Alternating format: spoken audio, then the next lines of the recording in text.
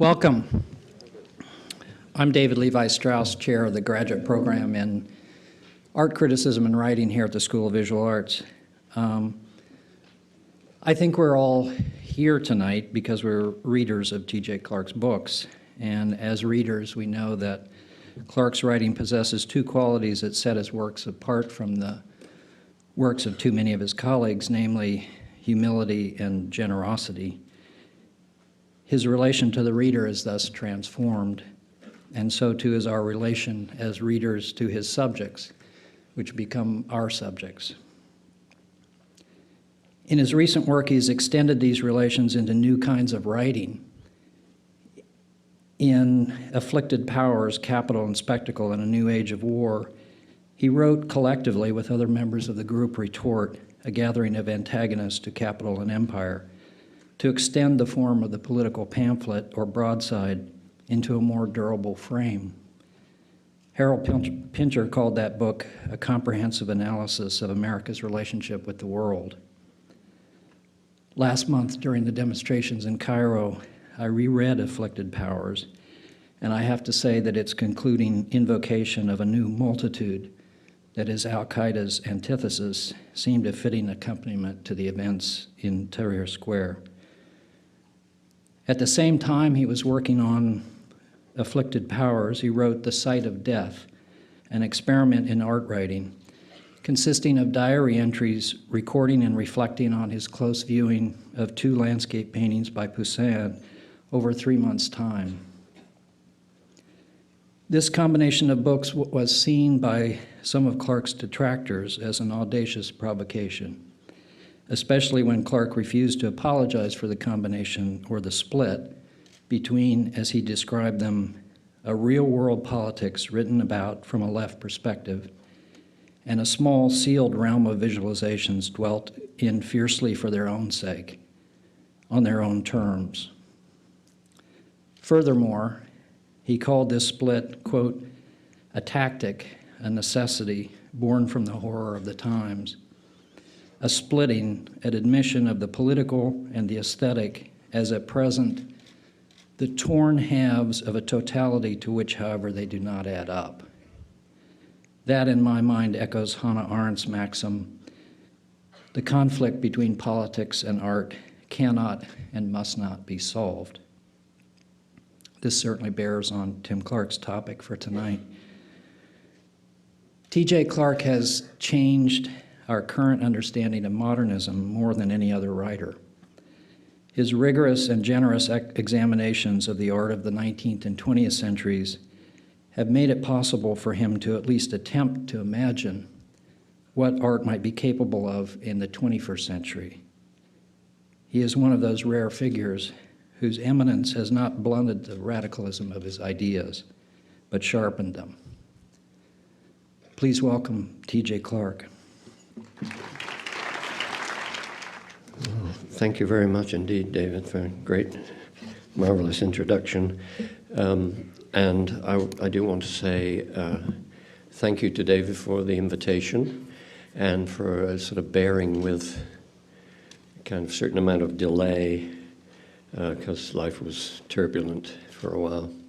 But I'm glad to be here, and I want to thank him and also Annette Warehan for just steering me through. I'm not going to ad-lib about the images. I'm not going to ad-lib about the images at all, actually. Otherwise, I'd never end. But I was just sort of looking at this one on the right and just realizing that actually this is a really good, interesting rendering of this piece of the painting. And you might just notice that on the right there, the extreme right, that door opening and the door knob, actually this rendering kind of makes that clearer than in the painting. And also just notice the tiles on the floor there. You'll see why I'm interested in those, or sort of impressed by this painter's ability to pick them up. This is a lecture about Guernica, about a history painting that for some reason refuses to die. I start on the left with a photo of the then US ambassador to the UN, John Negroponte, mugging for the camera in 2001, with behind him the now notorious tapestry version of Guernica hung in the anteroom to the Security Council. Negroponte was fresh in early 2001 from service as ambassador to Honduras, that is, as commander-in-chief of the Contra war against the Sandinistas next door. And it seems there was no perceived dissonance at this point between Picasso's picture of terrorized civilians and the fresh faces of those arranging their deaths. Things, as you know, were to change. Guernica came down from the wall, and on the right is a participant's snapshot of a demonstration in London in 2004. It's one of hundreds, maybe thousands of such reappearances of Picasso's painting over the past 6 years. Here are two more extraordinary images, I think, but typical. On the top there, a maker of 3 Guernica placards in the street in Calcutta in 2007, the start of a march actually against state violence, so the Communist Party Marxist of West Bengal, right, state violence against dissidents in Nandigram, and on the right, closer to home, down below, 2004, a sort of street theater Guernica in Lafayetteville, just outside Fort Bragg, part of a big commemoration of the first year of the launching of the Iraq invasion. I guess that is a Fort Bragg tower, right, for parachuting, parachute practice in the background. I think so. So I'm not going to talk directly about the role of Picasso's painting since the US-UK invasion of the Middle East, but in a sense, everything I go on to say is shadowed by it. For how did it happen, this is my lecture's basic question, that a painting of the Spanish Civil War came to emblematize state violence in the way these photographs suggest? What was it about Guernica that went on and goes on providing a usable, seemingly even a necessary form for total war? Already in 1937, the size and materials and ambition of a history painting like Guernica were anachronistic. The idea that the whole shape and temper of a new historical moment could or ought to be epitomized, monumentalized in oil on canvas was increasingly hard to believe in. The general surroundings of Guernica in the Spanish pavilion, these are two snapshots from the time of the exterior and then of a rather typical room inside with a photo montage by Josep Renal. The general surroundings then of Guernica in the Spanish pavilion spelt that out. Film and photo montage ruled. In a sense, the painting in the anteroom was only there as a token of Picasso's support, Picasso's stature, Picasso's belonging to the great Spanish tradition. We'll see how deeply conscious the artist was of the pastness, the pathos of the task he'd been set. But the pastness seems to have been what turned and goes on turning the painting toward the future. That's the paradox that needs explaining. My approach will be limited. I shan't pretend to give an account of the painting and its circumstances as a whole. A single lecture can't hope to do that, but rather to think again about the mural, mainly formally, with questions of pictorial structure in mind. Questions concerning the picture's space, above all. its treatment of outside and inside, distance and proximity, grounding and groundlessness. These aspects of Guernica demand our attention, I'm going to argue, because in them and through them, Picasso worked his way toward a sense of the truth of what he was depicting. Space was the form truth took for him as a painter. My reason for saying this I can't defend at length here, but in essence the case is simple. Bread and fruit dish, big still life from 1908. Picasso was a destroyer. It's obvious that his art dispensed with many of the tests of visual resemblance previous picturing had taken for granted. But this work of doubting and undoing left him, I think, with one ineluctable test of adequacy in art. The truth of a depiction, its ability to present a certain aspect of the world in a way that would strike the viewer as apposite and faithful, productive of real knowledge, was inseparable from its spatiality. If a scene's distinctive spatial character could be given form on canvas, and the distortions and omissions of particulars be seen to derive from or contribute to that character, then the depiction would have made its claim to be not just ingenious or persuasive or even beautiful, but to have told the truth. In the case of Bread and Fruit Dish, for example, it seems that the picture is feeling its way toward a sense that sometimes, maybe splendidly, maybe ominously, the world of familiar things can take on the look of absolute permanence. Our possessions look back at us with an ancient Egyptian implacability. Symmetry and rigidity rule. Of course, this is only one among many possible modes in which space can be felt, imagined, made sense of by human subjects. But a picture, this is the point, should drive toward the mode that inheres in the object world it sees or imagines. It should end with the mode in its grasp. Picasso, for me, is a history painter.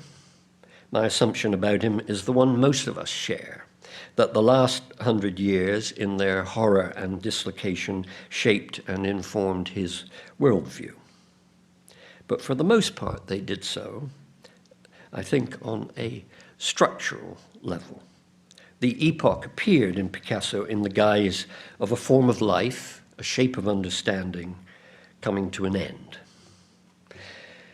My phrase for all this, in the wider field of Picasso's painting, is the end of room space. This is the great 1924 guitar and mandolin, occasionally on view in the Guggenheim. It should be always on view in the Guggenheim. But, the end of room space is what Picasso's art is about.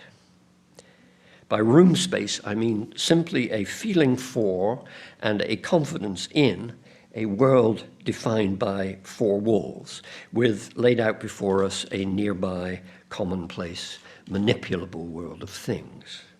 In the background may be a window and a balcony, but here up front where we are, a floor, a table, a guitar, a fireplace, wallpaper. This is a large topic and I can't explore it here, but in order to understand the true difficulty of the task that Picasso took on in Guernica, I have to say just a little more on this subject. I want to insist here at the start on Cubism's commitment to room space, to a space of limits and corners and familiarity. Let me show you two of the triumphs of 1914 and 1916 toward the end of high Cubism.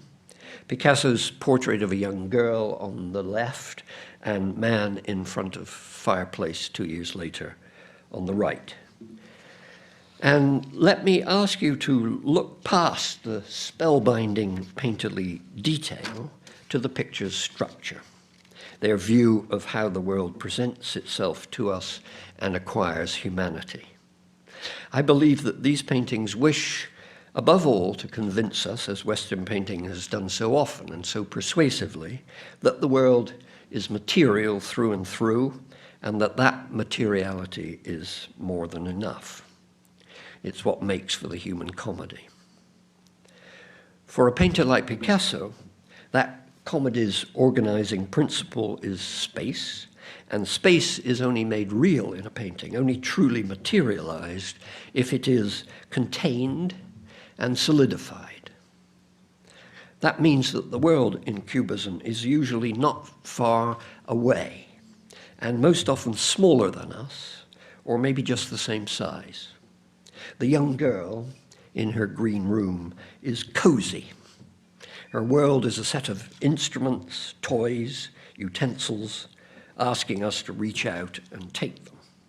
It's property.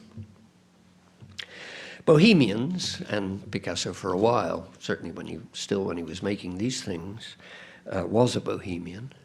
Bohemians tend to live in places where the property is deteriorating, the wallpaper is old-fashioned and peeling, the armchair broken, the music nostalgic, the frame on a mirror a fright. But it doesn't matter. The world for the bourgeois is a room. Rooms, interiors, furnishings, covers, curlicues are the individual made flesh. And no style besides Cubism has ever dwelt so profoundly in this little space of possession and manipulation. The room was its premise, its model of beauty and subjectivity. What happens then when room space dies? In a sense, that was always Cubism's question. I've not meant to suggest that because the style, in my view, lived instinctively in the 19th century, it didn't realize that that century's shaping structures were in the process of collapsing. Cubism is full of a sense of an ending. Even the playfulness of Portrait of a Young Girl is inseparable from a sense of loss. But what happens when loss and dying and collapse are no longer implications, metaphors, but plain fact? This is the great photograph taken at the time by the architect of the Spanish pavilion, Sert, of Guernica in situ. Guernica is a painting in oil on canvas measuring 139 inches by 307, 25 and a half feet long, that is, and more than 11 and a half feet high. It was shown first in July 1937 in the entrance hall of the Spanish Republic's pavilion at the Paris World's Fair. Out past the steel pillars of the pavilion's inner courtyard was a cinema under a flimsy ceiling showing films of the Civil War. Luis Buñuel was in charge. It's a picture of an air raid. On the 26th of April 1937, in the 10th month of the Spanish Civil War, the ancient town of Guernica, for centuries one focus of Basque national identity, had been attacked by a squadron of Luftwaffe bombers, supplemented by a handful of planes provided by Mussolini. The aim was to bomb and burn the city center in its entirety.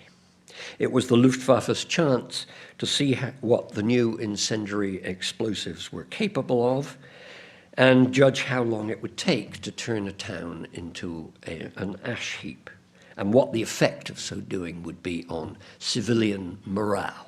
That last euphemism becomes the currency of cabinet rooms. In this sense, Guernica was inaugural.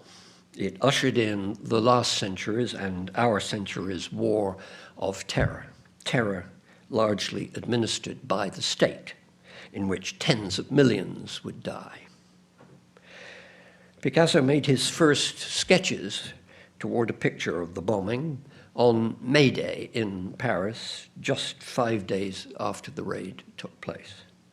He appears to have begun work on the canvas itself about 10 days later. The first photograph that his companion Dora Maar took of the work in progress, this is it, is dated 11th of May. We can be fairly sure from internal evidence that the painting reached its final form on the 4th of June or very soon after. From first sketch to finished painting then, Picasso took just over 5 weeks. From the moment he began work on the full-size canvas, perhaps 26 days. The days were some of the worst of the century. Franco's forces moved north and east on a broad front, and the Republic began to devour its own entrails. From the 3rd to the 8th of May in Barcelona, the Communist Party struck militarily against the supporters of POUM, the independent Marxist party, and against CNT, the anarchist trade union. 500 people died in house-to-house fighting. POUM was outlawed by the Republic on the 16th of June. The party's imprisoned leader, Andrés Nin, was murdered by Stalinist agents 5 days later. Largo Caballero was forced from the premiership. Naturally, Picasso's circle of friends was split by this moment of agony. Some, like Éluard and Aragon, shrugged off the Moscow trials, whose theater of lies had poisoned the opening months of the same year.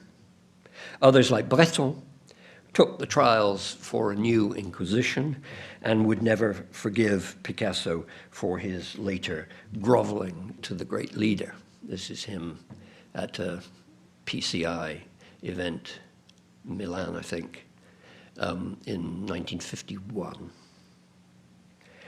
Dora Maar's politics were leftist and anti-Stalinist. One of her previous lovers, Boris Souvarine, lives in history as the first of Stalin's real biographers. I mean, it's a nauseated and lacerating attack. We know that Picasso was in contact with left-wing and anarchist friends in Catalonia. News reached him almost certainly of what was happening on the Barcelona streets. Georges Bataille seems to have been one main conduit. The great barn of a room in which Guernica was stretched and painted, this is one of Dora Maar's extraordinary photographs of Picasso actually on the job. That barn of a room took up the top floor of a building in which, so he seems to have believed, the action of Balzac's great story, Le Chef-d'œuvre Inconnu, actually took place. It was a resonance Picasso treasured. It doesn't actually seem to have been true, but never mind. But Dora Maar, who found the place for him, knew of it because it had been used as the meeting place for a group called Contre-Attaque, of which she had been a member. Whose attack was the one to be countered is a question that preoccupied the group. Breton, as usual, was ready with an answer. Our aim, he told Le Figaro, was, I quote, to maintain the revolutionary activity that had been betrayed by Moscow. Don't imagine that any of this familiar farce, but also tragedy of the left, was lost on Picasso as he brought his painting into being.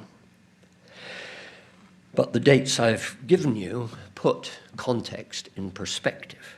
Guernica was planned and painted in the space of 5 weeks. It was an astounding feat of concentration.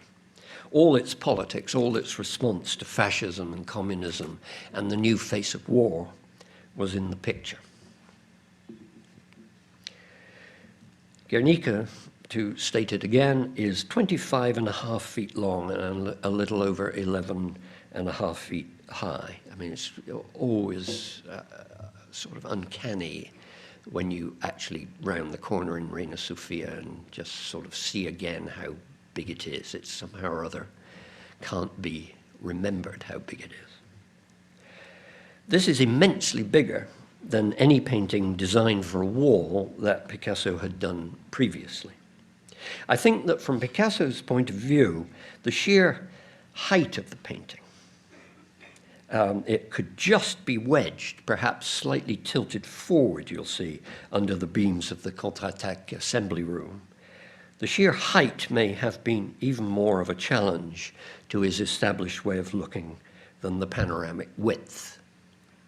Painters of murals are obliged to be pragmatic about the kind of sewing together of part and whole that is possible in a picture 25 feet long.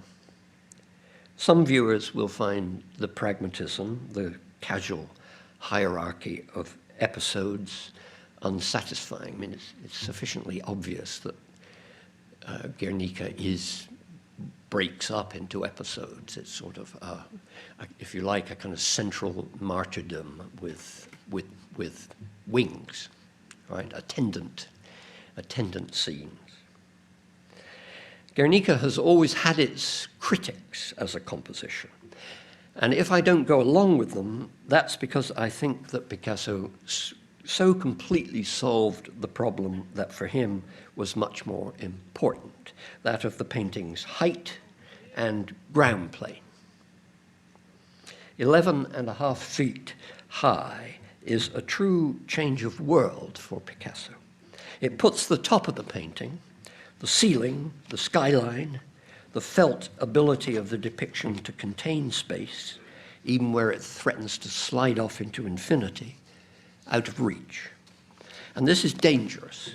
If a painting, even a large painting, loses hold of its upper edge, if the top boundary of the depiction isn't every bit as present and determinate a fact of viewing as the line along the depiction's floor, for Picasso, it loses hold of everything.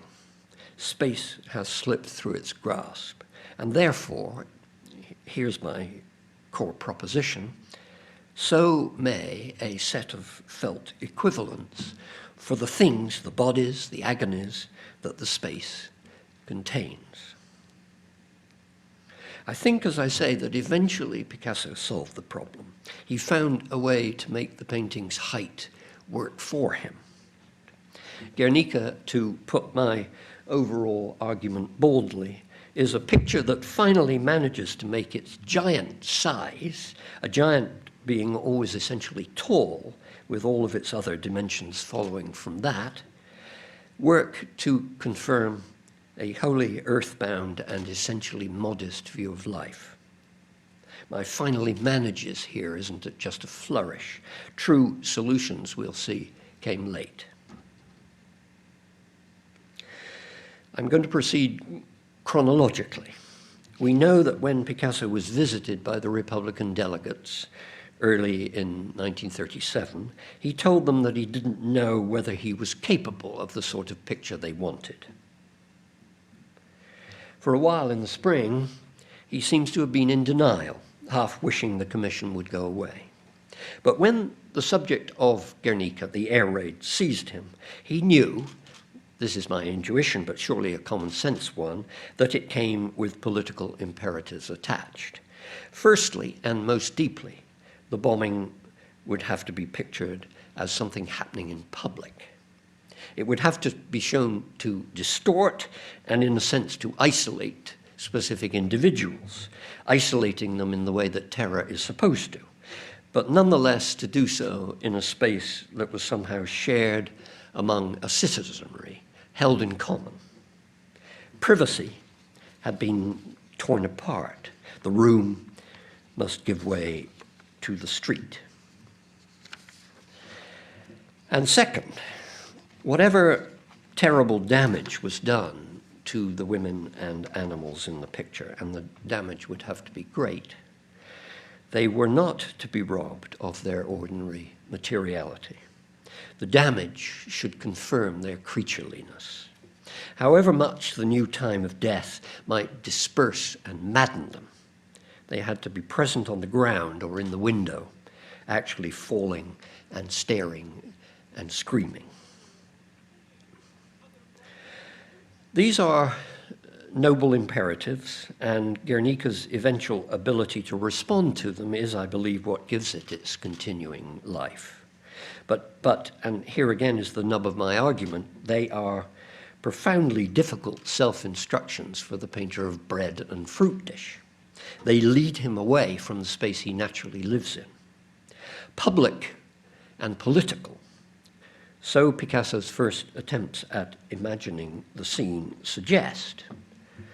I show you a study done in pencil on gesso, dated May 1st.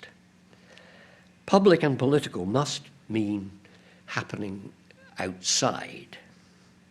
But is the outside a space Picasso can truly think pictorially? Geneviève Laporte once asked Picasso why he never painted landscapes. I never saw any, he replied. Je n'ai jamais rien vu. I've always lived inside myself. So, is the outside, the question follows, a place Picasso can people, fill with suffering creatures, that is, as opposed to whimsical players in a dreamscape? He tries again the following day, using the same old master medium. He's trying to be serious, but the questions persist. I think the best way to come to an understanding of these rather strange first attempts is to look back for a moment to the 3 years immediately preceding Guernica, 1933 to 36. They're a complex and in many ways unhappy time. They seem to end for much of 1936 in as much of a crisis of confidence in visual imagining, visual making, as Picasso was ever capable of. He paints almost nothing for months on end. He engraves spasmodically, and he pours his energies into a weird and, to my mind, pretty bad poetry. Guernica, among other things, is a convulsive awakening from this previous trance. There are many facets to that immediate preceding unhappiness, but I seize on one that connects with my story. In the mid-1930s, Picasso began to make the outside world his own. Sometimes it was the open space of the bullring, and sometimes, as here, a terrain vague of myth. The beasts are provided with a landscape setting. They walk the seashore or circle the walls of Troy. And all of this, I'll declare my hand as a critic, is accompanied by a massive drop in aesthetic temperature. If what Picasso is trying for again here is a kind of classicism, as he often did through his career, then the new version only goes to confirm the true seriousness, the massive ambition of the classicism of the 20s, which had gone on fighting for an epic space made out of cubist materials. This is the great Pipes of Pan of 23. The fight is over largely in the 1930s. A token exterior has won. Things are more complicated than this, of course. Picasso is never dismissible. There are real achievements in these years, real imaginings of space even, but the question to ask with Guernica in mind is achievements of what kind? Here then is a painting I take to be one of the finest Picasso did at this moment, dated March 1936. It's a gift, actually, for Paul Éluard, inscribed there to him. It's in pen, watercolor, and a single strip of pasted newsprint across the middle with the phrase "Le crayon qui parle," stage center. And it's small, just over 13 inches by 20. Therefore, on one level, the comparison with Guernica that I'm going to make is factitious, but all the same, I'm going to make it, because structurally, spatially, it's so telling. Commentators on Guernica often make the point, sometimes disapprovingly, that the mural makes use of many of Picasso's stock properties. That it smells of the bullring, obviously, that its women and bits and pieces of warriors have migrated from the beach or the studio. The point is obvious, and the little watercolor confirms it. So many of the elements of Guernica are already there in the watercolor. The resemblances are uncanny. A dark house to the right, with sun or fire glowing through its windows, a chopped off head of a man. I hope you can see that sort of rather, it sort of takes a little time to emerge from the undergrowth there, the center. A bearded hero, maybe a giant, nestling in the grass on the ground. What appears to be a source of light in the sky, seemingly held by a hand, with long streaks of ink tracing its beams across the picture plane, and an agonized figure at the center, half human but with the head of a horse or a monster, maybe crucified, maybe hung in a noose from the tree branch. The point isn't just to enumerate the features that this little painting shares with Guernica. It's to suggest how ordinary those features became for a while in Picasso's art, and above all, in what kind of outside they existed. The little watercolor, like many other pictures Picasso did in 35 and 36, is a landscape. And the landscape is essentially weightless. The light shines through its ruined structures. The main figure is ghostly. The tree mimes horror. The ladder leans whimsically against the wall. It's a space of fantasy, of free association, a surrealist lantern slide.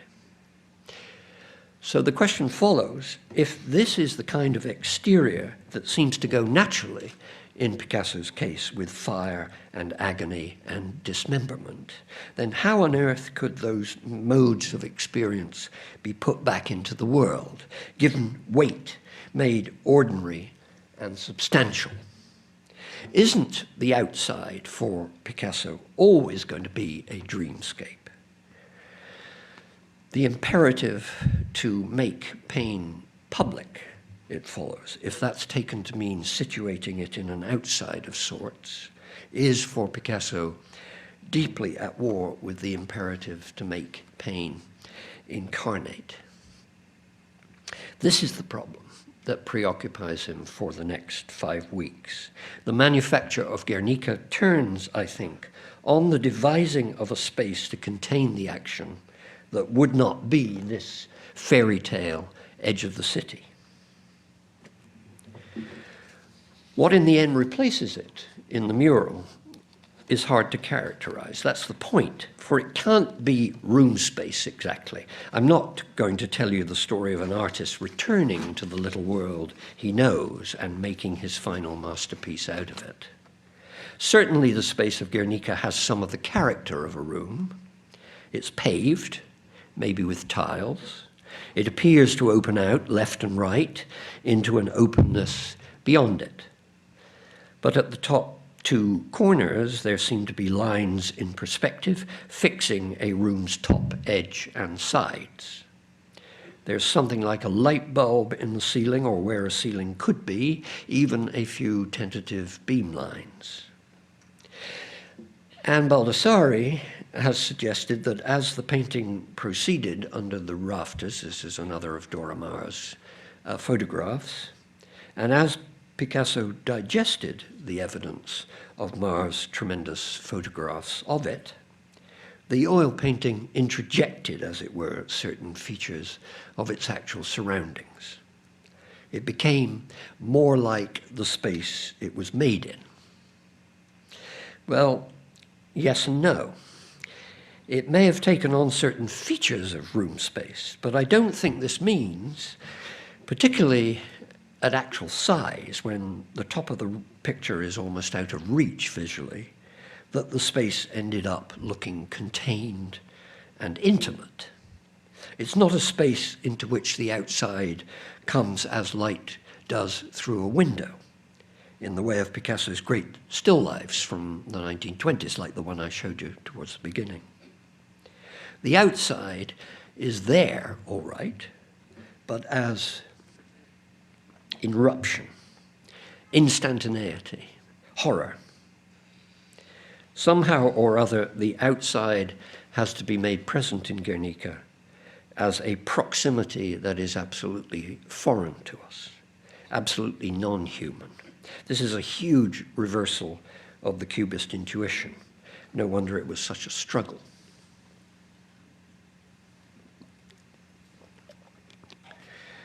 I leap forward.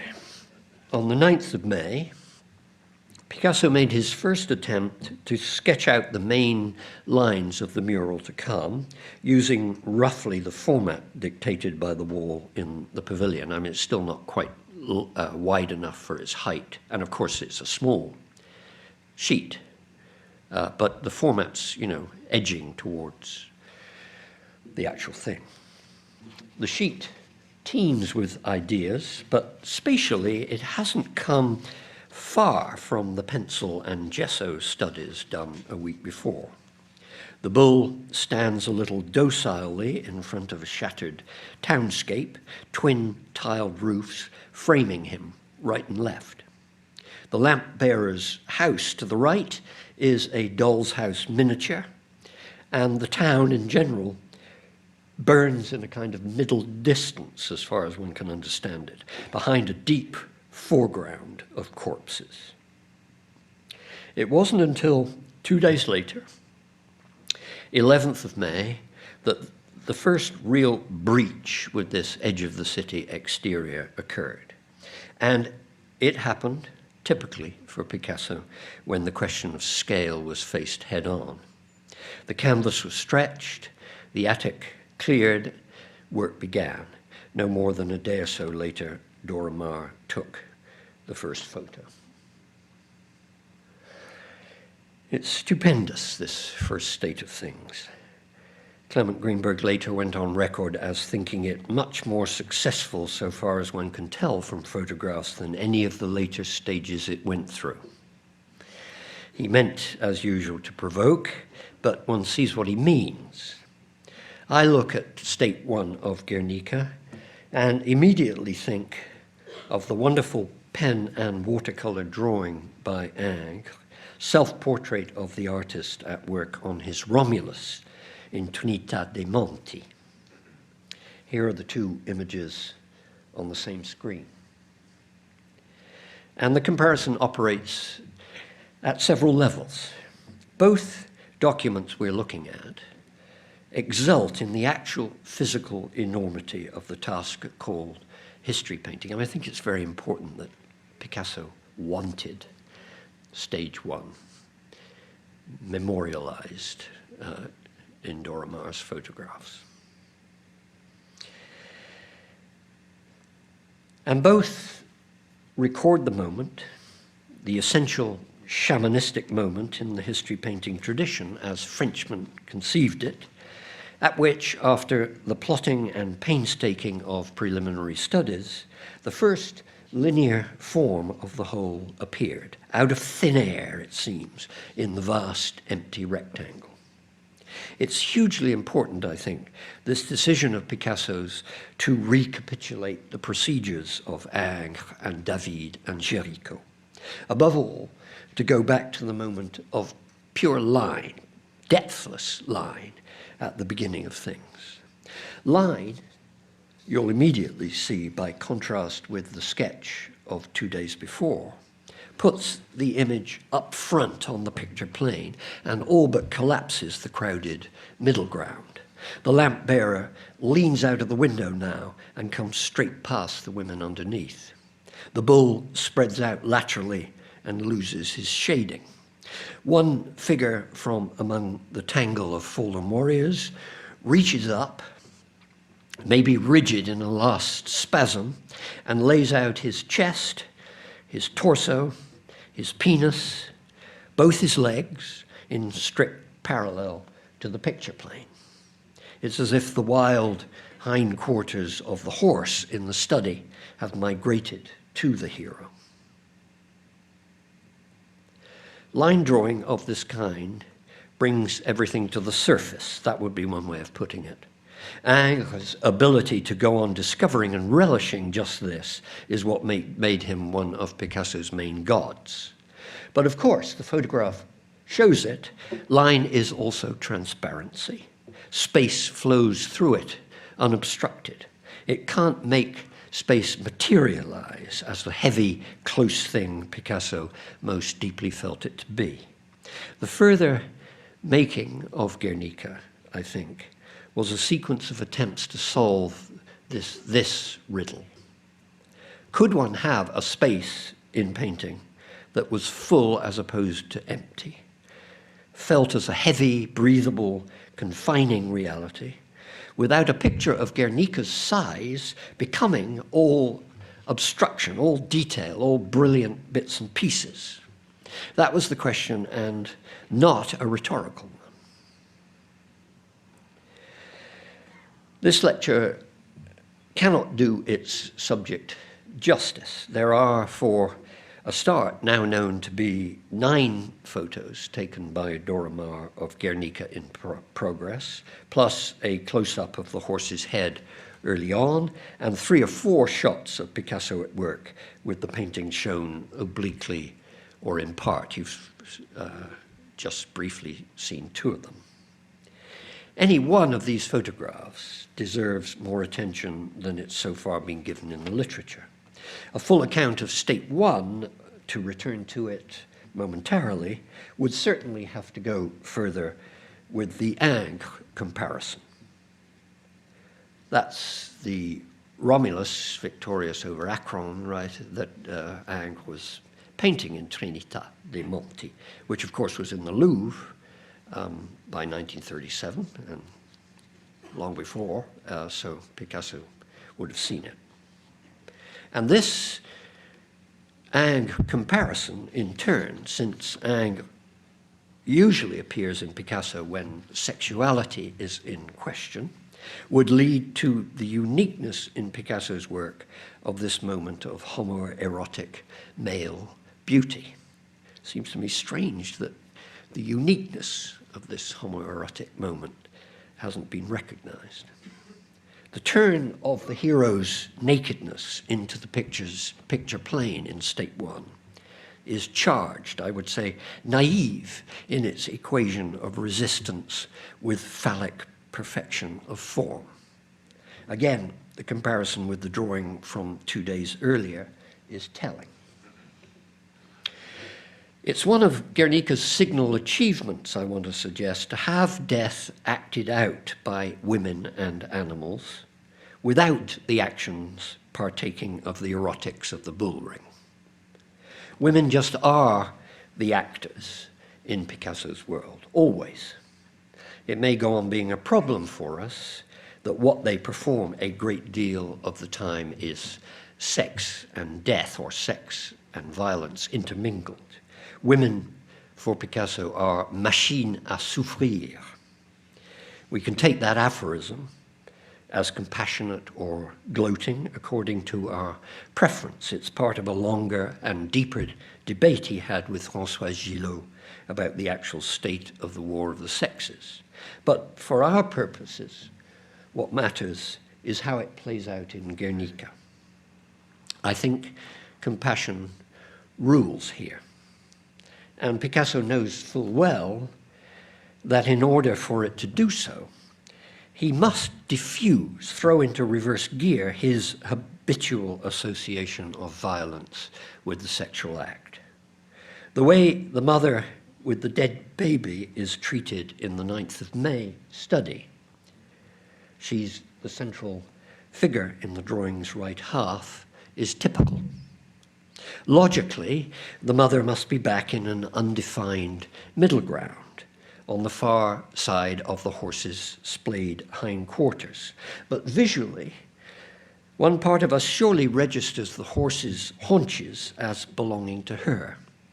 And this conflation, this kind of conflation of horse and woman, is Picasso's normal imagining, so to speak. State 1 of Guernica itself, 2 days later, seems to me a first attempt, as I said, a naive attempt, at expunging the normality by simply reversing the sexual signs. If the male hero could concentrate the erotic energy in his fist and chest, then maybe even the woman in flames to the right, I mean, look at her in state 1. Maybe even the woman in flames to the right could agonize without her agony being desirable. It's simple-minded with the simplicity of repression, but it goes to show the erotic stakes of Guernica, and a full account of the picture's making would have to trace the way this first homoeroticism, this borrowing whole from Davidian theatre, was gradually worked out of the system. One great thing that had to go, of course, was the clenched fist. It grew bigger. It gathered itself a really embarrassing phallic halo of sunlight and harvest festival. It blew away. Francis Freixina has argued that one main reason it vanished was the state of things in Barcelona at the moment Picasso was working. The blood of anarchists in the streets and the triumph of the party. The clenched fist, remember, was more and more specifically a Stalinist symbol. He may well be right. And of course, as Arnheim long ago argued so eloquently, there are complex structural reasons why the picture couldn't go on hanging so decisively from a central unbroken spine. But part of the painting out, I'm arguing, is best understood as a kind of embarrassment on Picasso's part. State 1 had been too beautiful, too male, too Greek. It was transparent about too much. So the erotics of Guernica is one among several stories worth telling, I think, and still largely to be told. But my main story is space, and even here I have to be selective. I'll jump to a moment quite close to the end.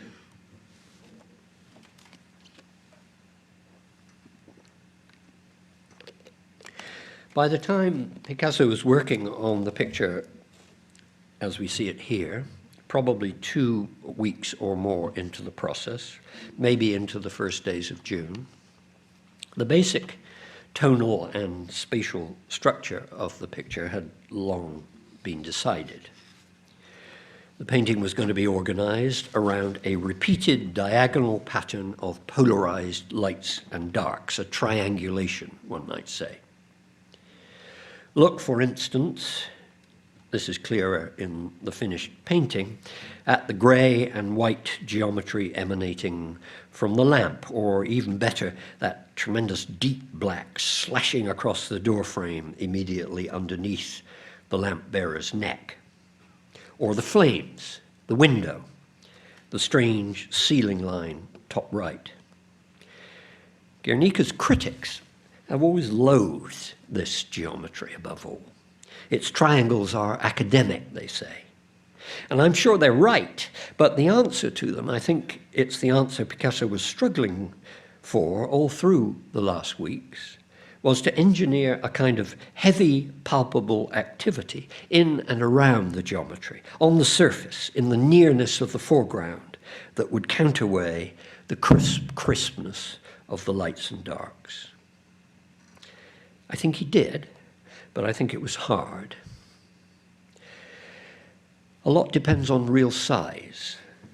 Guernica suffers hugely, it's the price of fame, from being continually miniaturized and disembodied in the world of mechanical reproduction.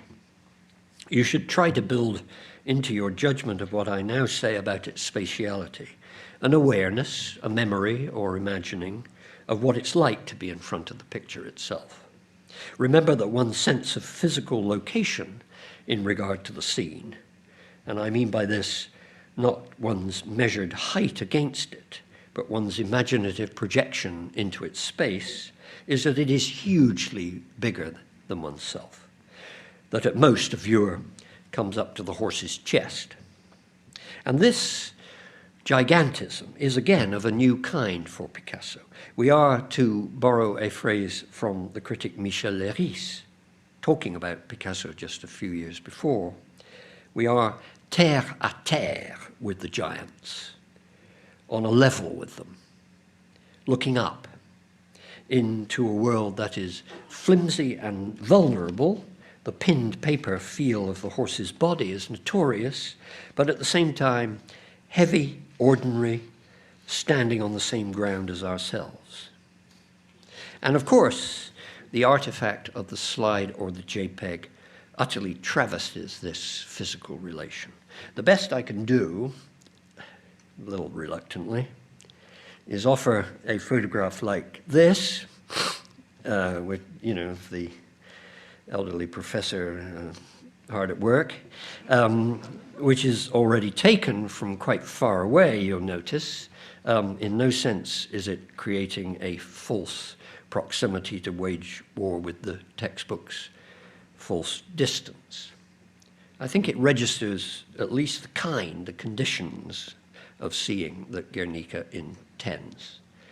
This, and actually all the great details of Guernica that you're seeing, and they really are just about as good as digital reproduction can get, I think, I owe to the generosity of and the superb skill of Andrew Moisey, and I say thank you to him. So what can I say finally then about the kind of seeing Guernica wants? Well, at least this. First, we are certainly back in a world of nearness, with everything pressed close to where we are, right? In that sense, back in the Cubist world. But this does not turn, in the end, on the making of an overall container for the action. It doesn't turn on the outside-inside distinction. It's sufficiently obvious that Picasso decided finally to offer us bits and pieces of both.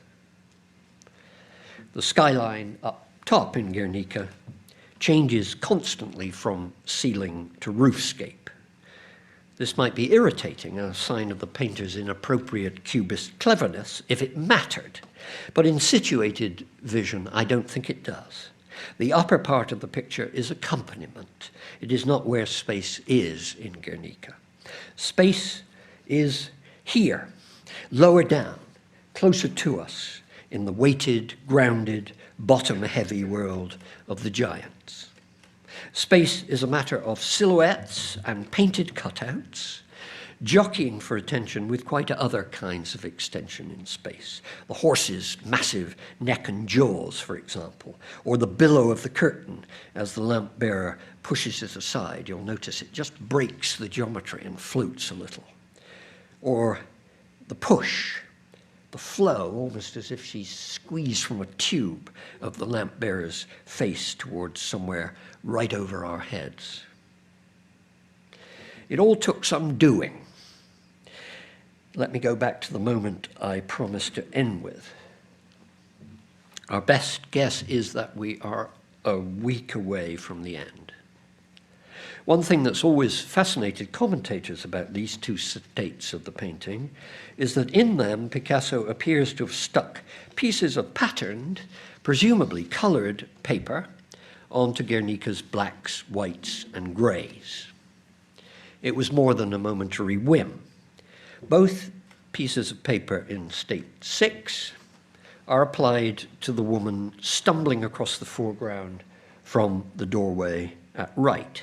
One of them is a loose patch of wallpaper, very easy to see. The other has been carefully cut to the shape of the woman's headscarf. There's a moment, seemingly a day or so, when the pieces disappear, and then they're stuck on again, placed just slightly differently, in fact, and 2 more pieces are added, a wallpaper strip over the grieving mother's dress, there on the left, and a bizarre cutout, again of what looks like wallpaper, trimmed to the shape of the falling woman's lower regions, right? The woman falling into space on the right. Her bottom half is, you can see actually that the piece of paper is lifting from the surface slightly. Well, it's a good moment to actually be talking about this in New York because I'm just sort of fresh from several days looking at the great guitars show at MoMA, so collage is on my mind. And, you know, we are back in this world of Cubist collage. It's as if Picasso suddenly felt that Guernica had to be put to the test of collage. And clearly, the pinned-on papers, though in the end Picasso discarded them, were what provoked the most obviously Cubist feature of the work as we have it. The lines of black stippling, you'll see them in the state down below, that all at once, in June, spread over more and more of the horse's body, turning it partly into a kind of newsprint image of itself. I interpret the pinned papers like this. Even so late in the day, with the ebb and flow of monochrome long established as the painting's matrix, for better or worse, Picasso looks to be uncertain about whether the light-dark geometry really made the picture happen on the surface, or enough on the surface, or whether it opened the illusion backward in perspective into too much space, right? Sort of Caravaggio-type space almost. It is the problem of picturing, as far as Picasso is concerned, the problem of surface and depth, the priority modern painting gives to the one, to surface, and the distrust it has of the other. The collage pieces are surface literalized, materialized, as they always are. I don't believe Picasso ever seriously considered changing the picture's whole economy at the 11th hour, or even interjecting here and there a note of color within it. He was thinking, I believe, about what in a painting kept surface present. Above all, about how much differentiation of surface texture, surface incident, was needed to interrupt the light-dark machine. He wanted proximity, but not intimacy. The look of things come out of the dark, with the dark clinging to them. In the end, he saw commas of horsehair were enough. But this was because, in the meantime, as this great detail also shows us, he'd found a solution for the picture's most unresolved aspect, its ground level, the nature of the contact between its actors and objects and the surface they stood on. Ground level is still radically underdetermined, you'll notice, in State 8. The broken shards of the warrior statue, the hooves of the horse, and the bataillesque big toes of the woman lurching in through the door, they all fall into the bottom edge here of the picture, like so many weightless, unlocated floaters. Maybe Picasso had the idea at this stage that that groundlessness, sort of vertigo, disappearing into the dark, was to be the painting's predominant note. Maybe the falling woman would dictate the whole plot. In the end, she didn't. The change, when it comes, happens fast. This, to remind you, is the 9th of Dora Maar's photos, taken a matter of hours before Picasso decides the painting is finished.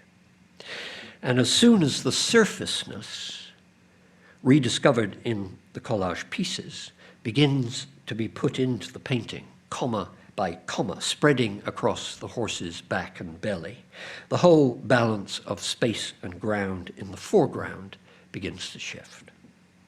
The horse's hooves have legs now to attach to, the broken statue becomes three-dimensional. Cut-out surface is answered by hard ground level. A grid of tiling springs up, anchoring the painting's whole spatiality. Look what it does, for instance. This is sort of hard to quite get hold of visually, but let me give it a try. Look at what it does, for instance, to the long, hard-edged diagonal, like the bottom of a wall or even an upended door that pushes back into space behind the stumbling woman, behind the horse's forehoof, and the warrior's broken sword. That line, as a basic structuring idea, had been there for days, maybe weeks. It seems to arrive at the same time as the first pasted papers there on the left. But it doesn't really operate on Guernica's foreground. It doesn't carve out sufficient space for the foreground actors to stand on until the grid is painted in. Then everything seems to harden and clarify. The curving grey shadow midway across the long wall snaps into visibility. A horse kneels heavily on the tiles. I like the photo Dora Maar took of Picasso squatting on the studio floor by his painting and pondering, now of course this is me wildly reading in, pondering just what it would take to materialize the still abstract last inches of the illusion right down there. In the end, the creatureliness came easily, almost naively, but only because he saw finally how surfaceness and groundedness could coexist. Forms spread out along the nearest possible front edge of the floor plane, as if no more than a few inches from us. Up above, bodies switch to and fro between paper thinness and stamping solidity, and the squares of the tiling are pushed back beyond the bodies, making them seem closer still. This is proximity, in other words, but reinvented. It is flatness finding its feet. I'm almost done. I began this lecture by saying that questions of space and habitation are bound up for Picasso with questions of truth. Not persuasiveness or brilliance or beauty, in my view, but good old-fashioned validity. Here at the end, I'll return to that. Obviously, truth in Picasso doesn't equal life, likeness, or verisimilitude. His aren't paintings that wish to persuade us that the world on show is continuous with ours or even exactly equivalent to it. And yet the idea of world persists in Picasso. And therefore, I argue, there's one thing that Picasso finds indispensable to any painting that counts, namely space, the making of an imaginatively habitable three dimensions, one having a specific character, offering itself as a human surrounding. This is the great Three Dances from 25. One way of describing this constant in Picasso is to say that picturing for him is unthinkable if it doesn't aim at providing a space for being in, providing a room. And maybe even my adding a simple substantive A to room here is wrong, because providing room, the sine qua non of the human, just is for Picasso providing a room, a specific and familiar floor, wall, wainscot, window. Being for human beings has as its very precondition being in, reaching out really or imaginatively and feeling the shape and pressure of a place. I hope that saying this brings the achievement of Guernica into focus a bit. For suppose modernity were to come upon an instant. This is Picasso in 1919, sort of absolutely innocent view of the world beyond the window with the airplane in the sky. Suppose modernity were to come upon an instant in which the whole imaginative structure of habitation, of being in, of shaping the world around an implicit model of room and window, of containing and belonging, of being inside or out. Suppose all that came on a moment where it looked death in the face. Suppose the airplane banked in the sky like the one in North by Northwest and headed in our direction. And suppose this were more than a local occurrence. Suppose that in the bombing of Guernica, modernity encountered its future and saw in little a whole form of life collapsing, ceasing to exist as the determinate, dependable form of the human. How on earth was painting to represent such an ending without falling itself into a spatial rubble, a spatial nothing, maybe propped up or distracted from, as if by a conjurer's misdirection of attention, by foreground melodrama? That was the problem. There will, I think, always be disagreement about whether Picasso found a solution. But what this lecture has meant to suggest, above all, is the nature of the task and how much the task for Picasso meant reinventing everything in painting. That I can even claim that he rose to the challenge, that he found a way, rather at the last moment, to put his humans and animals on a ground, and one that was neither outside nor in, but truly the one becoming the other. A world in which women and beasts still fought for a footing just as everything dissolved. That I can claim this at all for Guernica, this enormity, and hope to persuade you, is more than enough. So let me just say right away, on behalf of all of us, wonderful lecture, stunning, very convincing. Very much. Thank you. And in many respects, you've given us an extraordinary account of the circumstances of the production. Yeah. And obviously, I'm sure you're aware of how much you fold in, both in the introduction and in your conclusion, the notion that this painting has a life and has a public, and that that public is part of Picasso's conception of the production of the work, and that there's this kind of dialectical maneuver between the inside and the outside, which is part of the life of the painting as well as the actual imagination of some kind of dialectical unfolding of the negation of space itself within the painting. And it really came very clearly in your presentation that the life of the painting today is a public life, the life of the street, as opposed to the museum. And that was really striking to me. I picked up you in Madrid, and then the sort of stunning public displays of the reinvented images of Picasso. So I wonder if you could just talk about that dialectic between public and private in the life of the painting, the public reception of the painting. Yeah.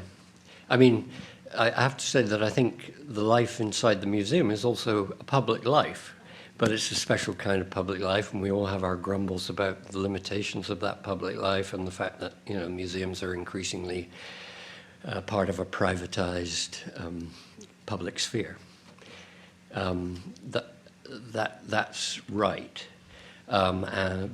But of course, I guess the question I began with, the kind of almost the paradox for me that I began with, is that, look, right from the start, this was an old-fashioned history painting, very strikingly so, right, in the extraordinary surroundings of Certes pavilion in 1937, where, there was another painting by Miro, a very extraordinary painting, but they were the only two paintings, right? They were the only two large-scale paintings, and really the kind of visual, right, the visual public sphere of the Spanish pavilion was already the sphere of film and photomontage. And of course it was, right? Because, you know, you'd had 15 years of, right, sort of serious modernist work on it on it, just that. So, I mean, one of the things that really fascinates me is that Picasso takes so seriously the anachronistic nature of what he's doing. I am going to make a monumental epitome of this as a historical moment in which heroic, or well, heroic even in their victimized, you know, in their victim status, heroic actors, men and beasts, women and beasts, live through a kind of world historical change. I mean, it's an astonishing, weird ambition. And, you know, many people at the time saw it as an anachronistic ambition. And certainly the result is anachronistic. You should read the Stalinist future keeper of the Queen's pictures, Anthony Blunt, on the subject, when he sees it, you know, sees it 1 year later in London. Hopeless, you know, hopeless retardataire, esoteric achievement. Nothing to do, right, with the onward march of making images in a real political world. So the paradox for me is, right, that he manages to do it. And the fact that he does make a history painting that in some kind of way feels so deeply for what's at stake, feels for the world historical nature of the moment, seems to be the key, right, to this reusability, that it's somehow or other indispensable, that we can go on remaking and rethinking, and that it is a ground base for our sort of imagining of what total war does to, right, the human sense of things, right, the human sense of community. That's kind of a long answer, and I forgive, but you know that you are asking the big question. Yeah. I once heard that men are masculine qualities often make statements, yet feminine qualities often reveal things over time.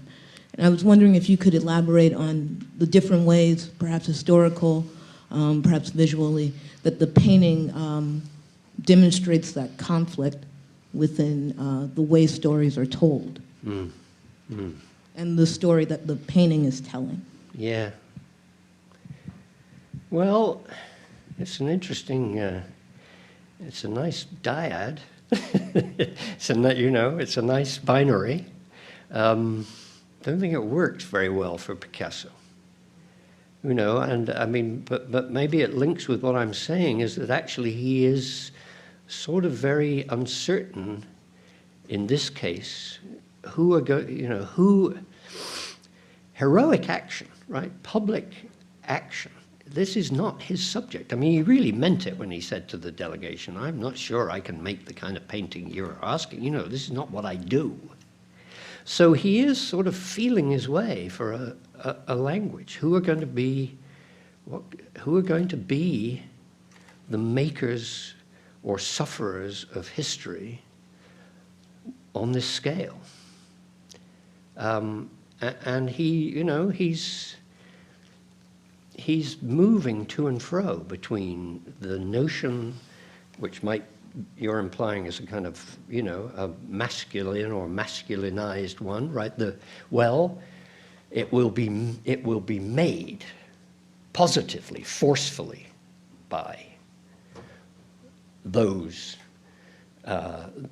trying to take hold of it and give, you know, and stop it in its tracks. Even though, of course, the hero is dying, right? He's still resisting in death.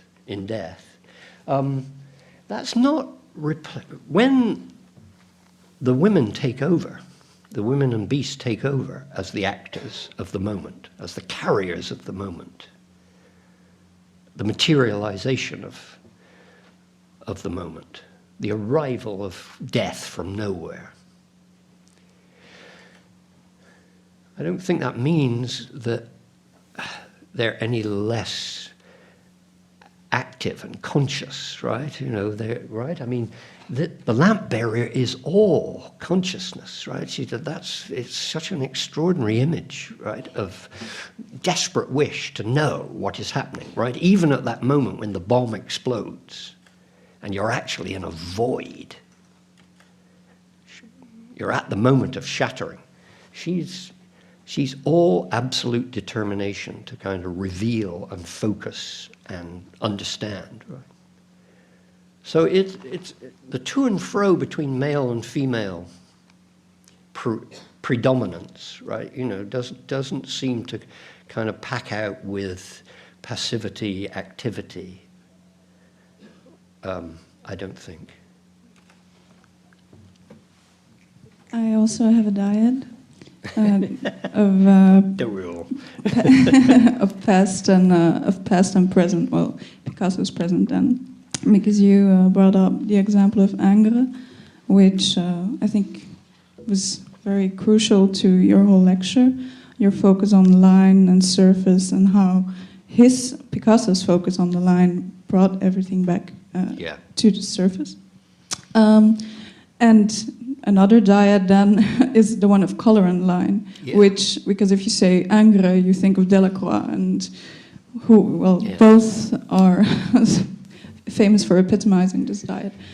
Anyway, I was thinking about, you were talking about surface the whole time, and one of the remarkable things also is the absence of color, the complete absence of color.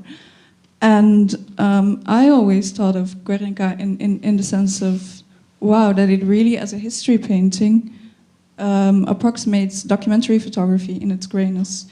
And while you brought up this example, I had to think of how, by the absence of color, by the focus on the surface, actually gives it,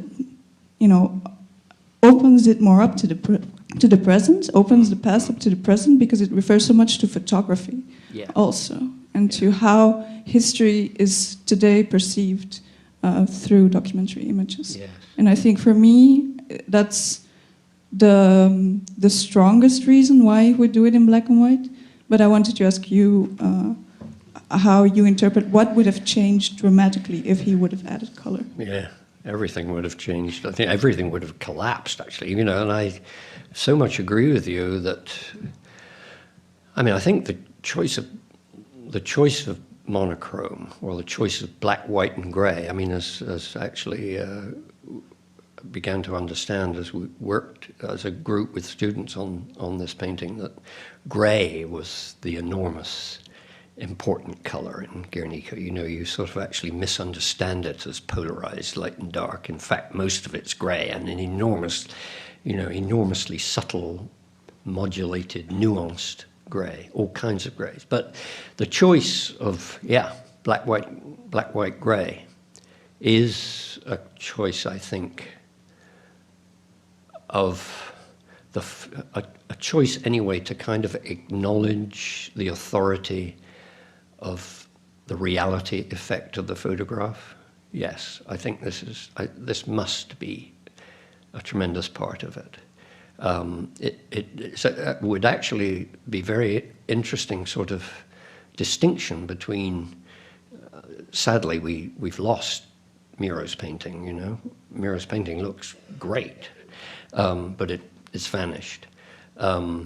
Catalan peasant in revolt, big picture with another clenched fist, actually. But it was color.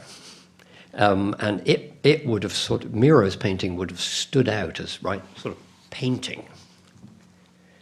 Whereas I think it's important that Guernica would have, at least in that sense, have been integrated into the world of, Sert's architecture and photomontage and cinema, which was all around it.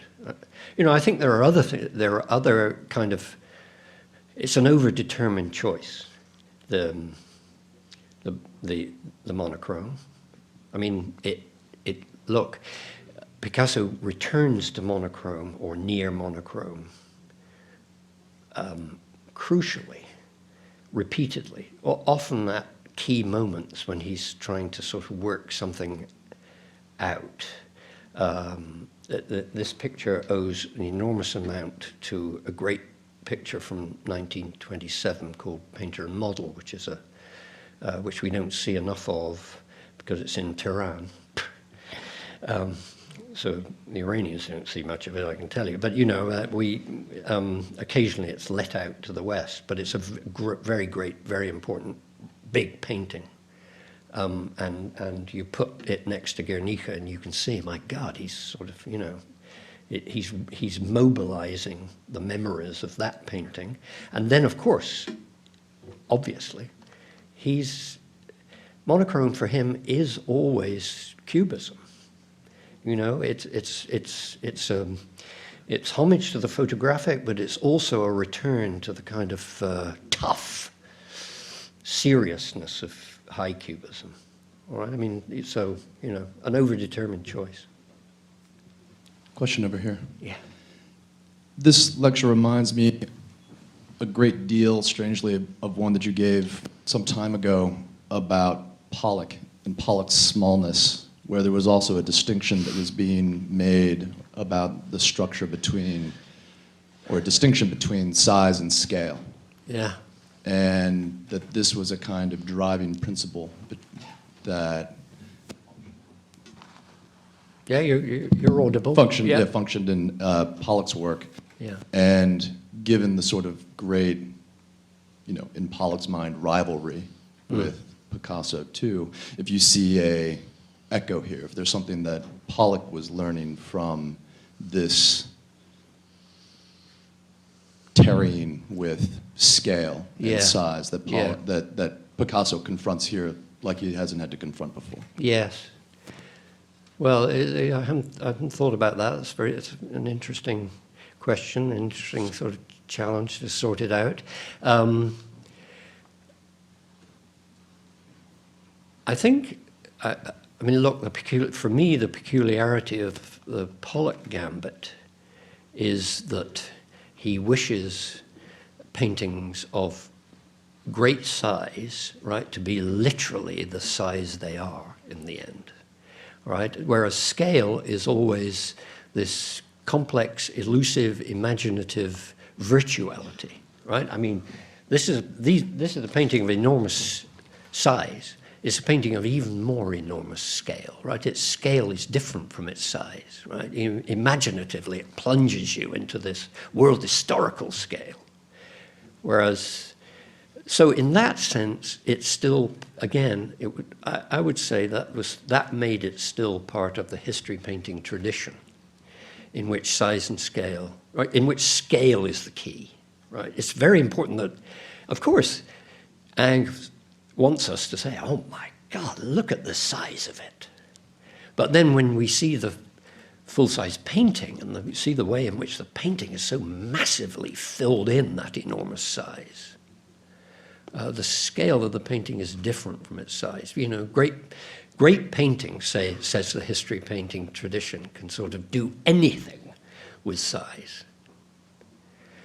So, I mean, these are at issue, but I think there's a distinction. I mean, you know, I think one of the real amazing and difficult things about Pollock is that eventually he says, I'm going to work on an enormous size, and I'm not going to make that size elusive or suggestive, right? You know, I'm going to make it what it is.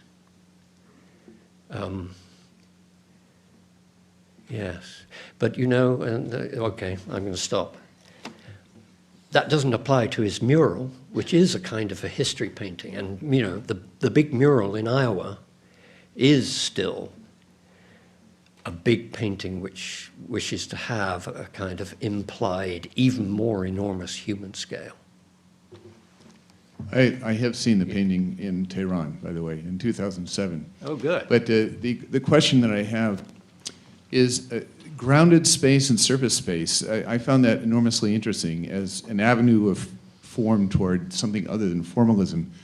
But I'm interested in the penumbra between the grounded space and the surface space. It sounds like what you were saying is that the space doesn't really resonate until that grid and that diagonal are on the ground. Yeah. And then that comes through. Yeah. So there's a kind of, I think, almost typical Cubist passageway, what I'm calling the penumbra, if you can think of it geometrically, between what you're calling the grounded space and the surface space. Could you comment on that? Yeah, I think that's a really good way of thinking it. And, you know, I think that is a sort of difficult moment in my thinking through of this, and I think you're helping. You know, why is it that finally the two coordinate? And they coordinate, you know, they absolutely coordinate together, right? The moment when you finally see, well, I've got to make surface again sort of naively, literally present, right, with these pretend paper cutout parts to the horse. And that I can do that without disturbing the whole economy of the whole thing, but I can make it collage-like. And it's the way that exactly when he does that, then he can ground the thing, right? Then he can make a play between collage surfaceness, flimsy surfaceness, painting happening on the surface. He can make that coexist with, well, finally I've got hold of my space and I can make my actors stand up or fall down, you know, but be in relation to a kind of, you know, I felt nearness, I felt underneath.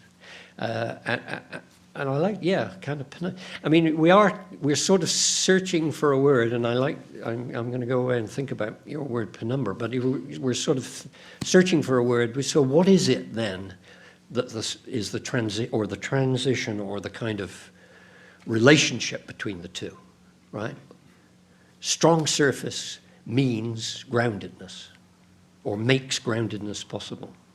I was wondering if you thought that there was a certain kind of cinematic quality to the size and also to the grayscale, the idea that what we're seeing, you know, this flickering kind of imagery, but also that what we're seeing is not a real thing. It's like it's something being related to us through like little snippets of footage and newspaper. I was struck by your linking the horse's hair to like newspaper collage footage. Yes. No, the answer to that is I really do agree with it, and I think the cinematic is there. You know, again, it's very important that just across the courtyard are the documentary movies, you know, under the kind of overall control of Buñuel. So, you know, you do want to think of the flicker of the cinema, right, as existing literally in the same space. People have written about this, but I think there's more to think about the importance of cinema for Picasso. The great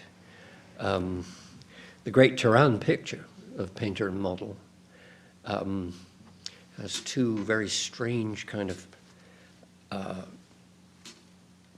it's hard to describe them, but sort of two shapes like spotlights, sort of opening the surface. And one way of thinking about those, they do many things and they suggest many things, but they are like sort of, you know, they're like the beams of the projector beams on the surface of the picture. So I think, you know, Picasso, like many other visual artists in the 20s and 30s, was kind of mesmerized by, wow, the space of the cinema, you know, and so how do painting and projection go together? Yes, but closer than the space of the cinema. I mean, this painting was surrounded by photomurals by José Prenau, and it was commissioned by Renau. And recently, I wrote trying to take this painting completely the opposite way, saying this is a full photomural. That everything about it, its mode of address, the way Picasso finds a way of getting from the studio into the street, and saying I'm a fellow traveler of the left, is by the fact that this pavilion opened late, and by then he knew that Renau was going to cover the pavilion with photomurals, and that photomurals were in every single important Front Populaire pavilion, whether, you know, the photomurals by Perriand, by Léger, and that this was the demand. When I saw it recently at the Reina Sofia, I have to say, having published this thing, I looked at it and I saw exactly what you were saying. It's gigantic. It doesn't look at all like a photomural. And it's large, and it's monumental, and they are giants, and there is the space. But the demonstrative dimension of that painting, and the way he treated it, you know, he threw it, you know, it was in this open space where it rained, etc. The way it was rolled from city to city is that of a photomural. And and it's basically seen in a continuum with these tens of photomurals of the same. I'm now wondering if they were not a little smaller, because the height is essential. So I think it's not photography, it's not newsreels, it's maybe not even cinema, it's Renau. And Renau commissioning this piece, and Renau also executing the photomurals in situ in Paris while Picasso was visiting the fair when the pavilion was not yet open. Yep. You know, perfectly good argument, though I love the fact that you double back on your own argument halfway through and say, yes, it's true when you actually get in front of the thing. It's an it anachronism. doesn't look like a photomural at all. True. So, you know, I mean, we'll all It's go around both. that circuit. I basically agree with you that it's negotiating a relationship, right, to the language of cinema and the language of photography.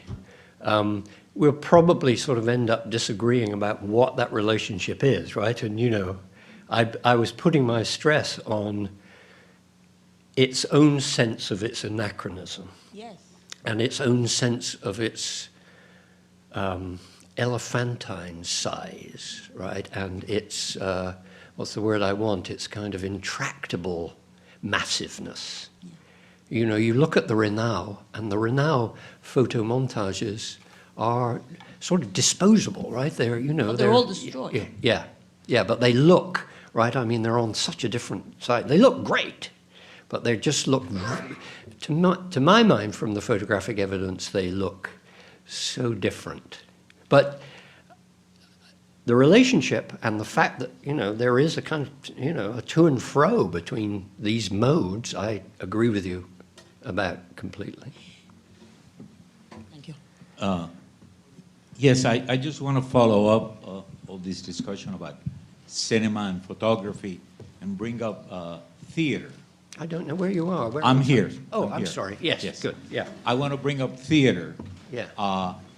It seems to me that history painting, or much history painting, suggests like a theater stage. Yeah. And you made it an eloquent case that Guernica suggests a street and a room. Mm-hmm.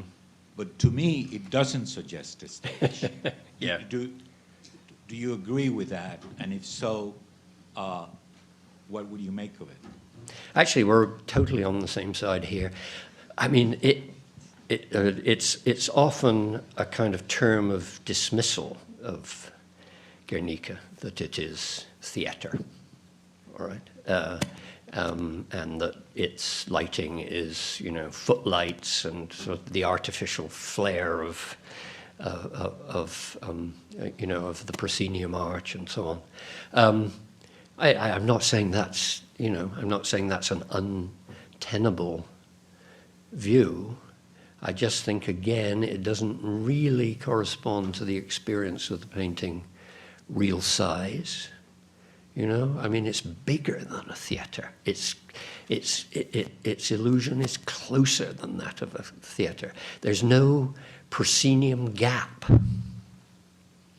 So, I mean, there is a kind of way in which inevitably, rightly, we all are casting round for points of right, cinema, photography, theatre, you know, and all of those are right. I mean, you know, that this is a sort of, we're looking for a kind of large-scale, modern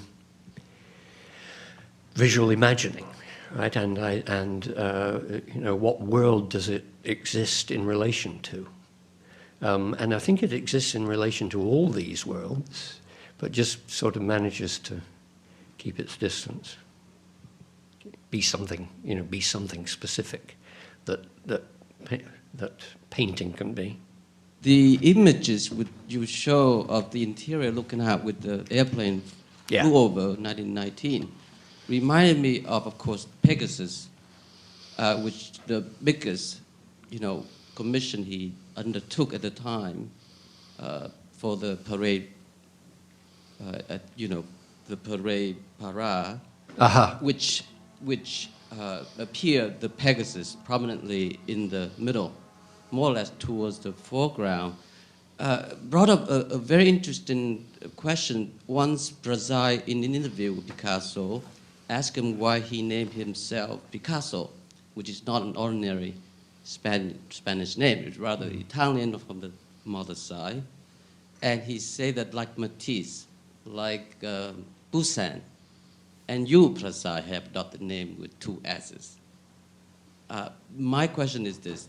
If you look at the first image from May 1, the second rather, of the appearance of the Pegasus, is somehow he chose to admit it in the final painting, which have you know, play a big part of Picasso's consequential work, but leading to the painting, the final painting, I think it's rather interesting that he chose to not use Pegasus, which in the, I think, in Spanish, Pegasus means Picasso, and the spike means Picasso. So somehow it relates to the name Picasso.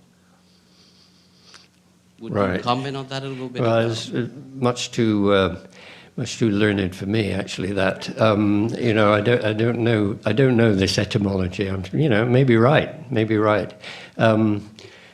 Pegasus is a sort of a bit of a one-off appearance for Picasso.